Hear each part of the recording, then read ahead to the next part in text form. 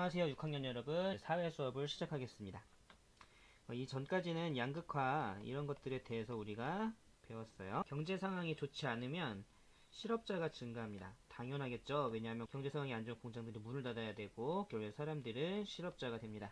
근데 이렇게 실업자들이 많아지면 어떤 문제가 생기냐, 서로 싸우게 돼요. 근로자랑 경영자가 서로 싸우게 됩니다. 여러 가지 이유가 있는데, 경영자는 회사가 어려우니까 근로자들을 그만두게 하고 싶고, 근로자들은 그만두면 일자리가 없으니까 그만두지 못하겠다, 뭐 이런 다툼이 되는데, 이런 것들은 예전에는 정부가 개입을 하지 않았었어요. 그런데 이제 점차적으로 이런 환경을 개선하고자 대화하고 새로운 정책을 찾기 위해서 노력하고 있습니다. 그래서 일자리 늘리기 정책, 일자리 취업 박람회 이런 것들을 만들어서 일자리를 갖고 싶은 사람들과 그리고 직원이 필요한 회사들을 서로 연결해주는 일들도 하기 시작했고요. 그리고 기업과 근로자와 기업 경영자의 갈등이 있을 때 이 갈등을 해결해주는 역할들도 하기 시작했습니다. 그래서 근로자들을 노라고 부르고요.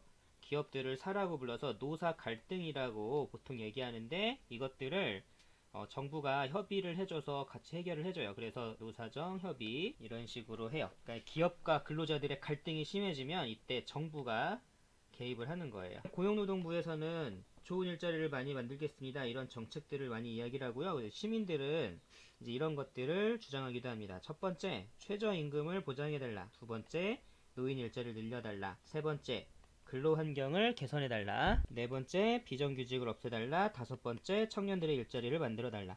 최저임금을 보장해달라는 얘기는요, 먹고 살 수 있게 해달라는 얘기입니다. 아르바이트나 이런 것들 있죠. 그런 것들을 할 때 아르바이트라는 금액으로도 충분히 먹고 살 수 있게 해달라, 이런 것들이 최저임금이랑 연결이 되어 있습니다.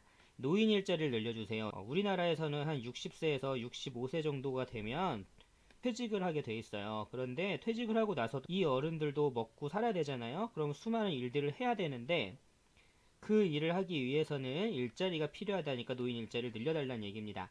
세 번째, 근로 환경을 개선해 주세요. 이건 되게 중요한 건데요. 예전에는 공장이 이렇게 한 층이 있으면 이걸 반으로 나눴어요.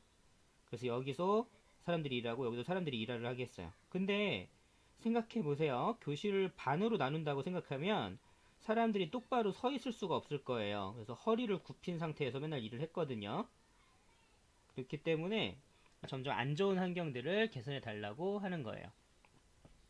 그 다음, 비정규직을 없애주세요.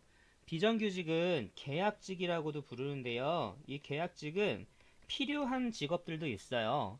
상황에 따라서 이 계약직들이 일손이 많이 필요할 경우에 계약직들이 많이 들어가서 일을 도와주고 이런 것들이 가능한데, 여기서 말하는 비정규직은 이런 계약직들 중에 계속 있어야 되는 직업인데 정규 직원으로 뽑지 않고 계약직으로 뽑아요. 그래서 1년 지나면 그만두게 하고 이런 식들을 없애달라는 얘기입니다. 다섯 번째, 청년들의 일자리를 만들어주세요. 그래서 청년들이 일자리를 얻어서 일을 해야 정부는 세금을 거둘 수 있고 이 세금으로 나라를 운영할 수 있어요. 그래서 청년들의 일자리는 상당히 중요한 게 되겠습니다. 여러 가지 이야기를 할 것들이 있는데요. 급격한 경제 성장으로 인해서 우리 주변의 환경은 첫 번째, 급속도로 오염이 되었고, 두 번째, 에너지 자원 또한 매우 부족해졌습니다. 그래서 정부, 시민들은 환경을 먼저 생각하고 보호하기 위해서 다양한 노력들을 하고 있습니다. 첫 번째가 전기 자동차 보급 지원 정책. 그래서 전기 자동차를 사는 사람들에게 지원금을 많이 줘요. 이 전기 자동차 엄청 비싸거든요. 막 4천만 원 넘어요. 그런데 전기차를 사는 사람들에게 보조금을 1천만 원 이상 지급하고 있습니다. 두 번째, 기업들의 친환경 제품 판매. 만들 때 친환경 물품으로 만들어서 자원을 낭비를 막았는지, 그리고 버렸을 때 분해가 잘 된다든지 이런 것들을 물어보는 거고요. 세 번째, 환경보호운동. 쓰레기를 줍거나 분리수거하거나 이런 것들 얘기하는 거고요. 네 번째는 에너지 절약 운동, 에너지를 절약하자고 캠페인을 하거나 이런 것들을 이야기합니다.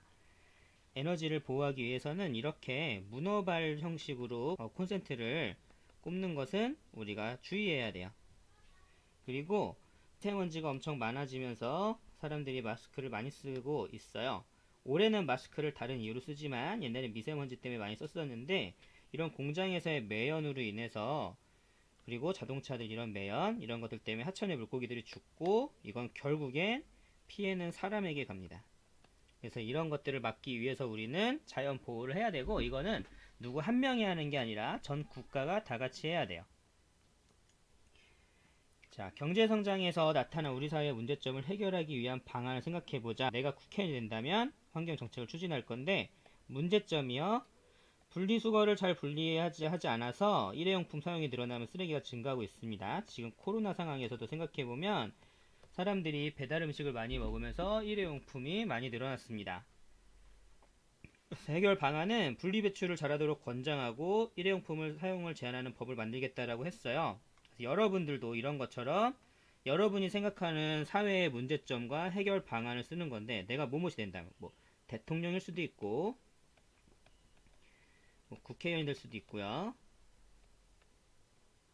뭐 어떻게 하겠습니다 라는 거 해서 요거는 과제입니다. 여러분들이 해서 요 페이지는 사진을 찍어서 선생님한테 제출하세요. 그 다음 요것도 과제입니다. 경제성장에서 나타난 문제점 해결해보기. 그래서 여러분들이 할 수 있는 일들이 여기에 하나, 둘, 셋, 네 개만 더 적으면 돼요. 이것도 과제예요. 이건 잘 모르면 인터넷을 검색해봐도 됩니다. 그 다음 우리나라의 산업발달 과정을 생각하면서 글과 사진을 연결해 봅시다. 일단 얘는 연결이 돼 있죠. 자, 1950, 60년대, 70년대에는 지금 이거 뭐를 만드는 거냐면 좀 더 크게 확대해 볼게요. 자, 이게 뭘 만드는 것 같아요? 잘 보면 고무신을 만들고 있는 겁니다. 그래서 1960년대, 70년대에는 고무신을 만들고 있었는데 이건 신발이죠. 이게 신발을 만드는 일이 발달했어요. 1960년대 이전 우리는 농사를 짓고 살았습니다. 그래서 농업, 어업, 임업 중심의 산업 발달이었고요. 밑으로 내려서 1980년대, 90년대 이렇게 되면 2000년대 세 가지를 같이 볼 건데요.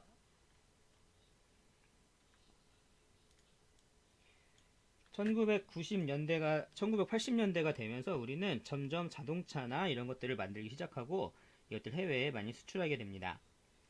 전에도 얘기한 적이 있는 것 같아요. 우리나라 현대 자동차는 전 세계 20위 안에 들어가는 그런 자동차 회사입니다.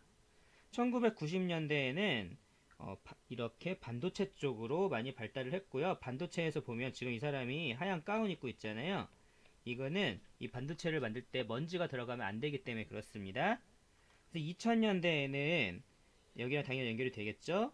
서비스업 첨단 산업이 발달하면서 뭐 로봇이라던가 소프트웨어라던가 이런 것들에 많이 발전을 하기 시작했습니다. 그러면 오늘 수업은 여기서 마치겠습니다.